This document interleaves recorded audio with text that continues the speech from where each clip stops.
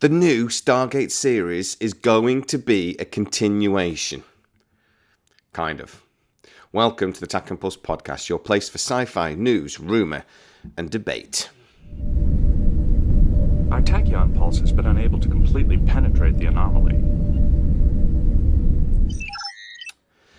So, it got announced yesterday that we're getting a new Stargate series, and we're all very excited, mainly because we've been talking about Stargate for about 4 years. We have actually been able to drop a bunch of exclusives over the time. We've been able to actually have conversations with Brad Wright at times, and we have really been one of the main channels between us and Scitrek championing things like what have happened. We've always said we want a series. We've always said Brad Wright had to be involved, and we're getting everything we wanted because Amazon nearly went a very different way.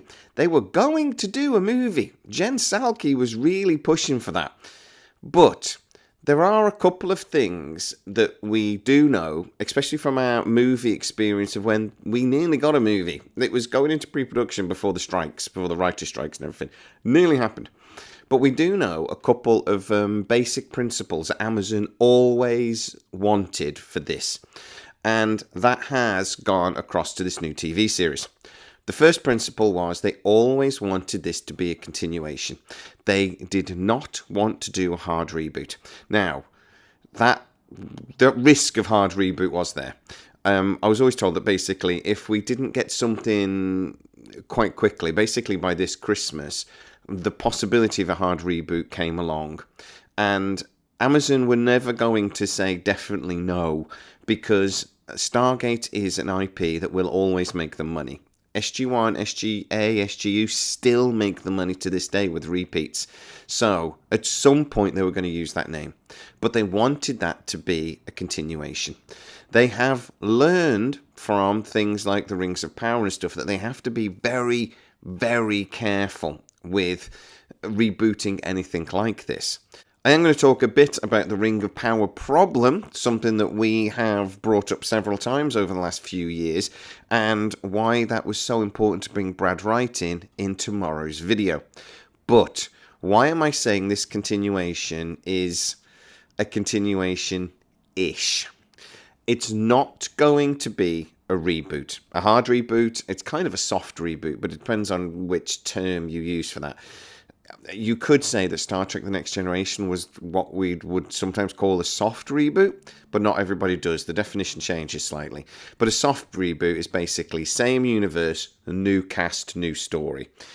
If that's the definition you use, it's kind of the definition I agree with, then this is that. It's a soft reboot. But as soon as you say reboot, people just go with hard reboot, which is a new story, a new everything, a new universe. They just basically keep the name. That's what we've had a fair bit of over the years. Battlestar Galactica, for example, hard reboot. TNG, soft reboot. So in this case, it is going to be a soft reboot or a continuation within universe. So it's within the Stargate universe. Now keep that in mind, because this is also going to be a standalone series.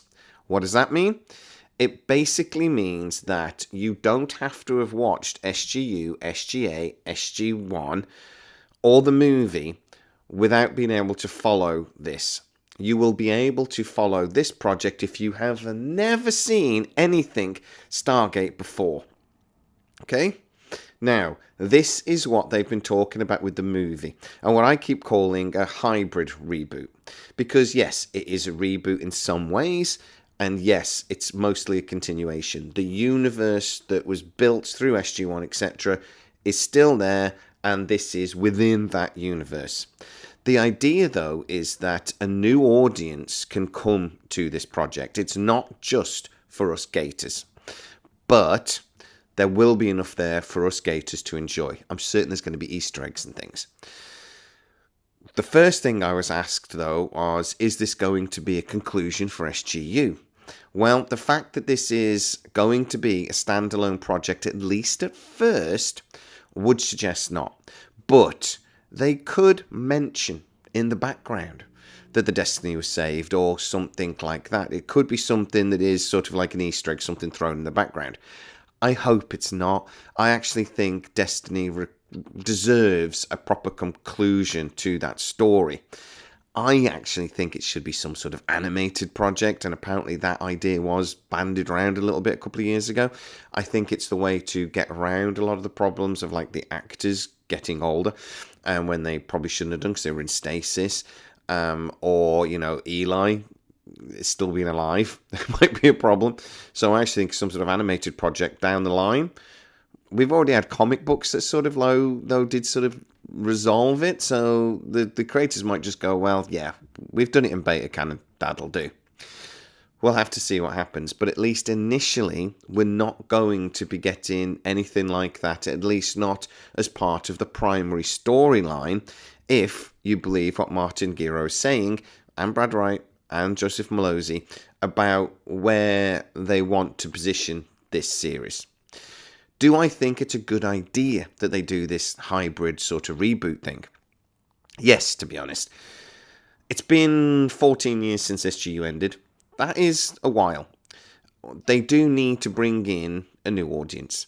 Now, Star Trek has done that by doing this sort of within a continuation, but by doing it as a prequel, they've put it smack bang in the middle of canon. So the problem with that is, if you then change things for a modern audience, or as a thing to like bring in a new audience, like Section 31, for example, where you reference nothing to do with Starfleet or Star Trek, you just have a movie that makes no bloody sense, then you risk actually annoying the existing fan base, us Trekkies. That's the mistake Star Trek has made. As long as they don't do this as some sort of prequel that could step on SG-1, etc., then I don't think it's a problem. They can add to the lore of Stargate.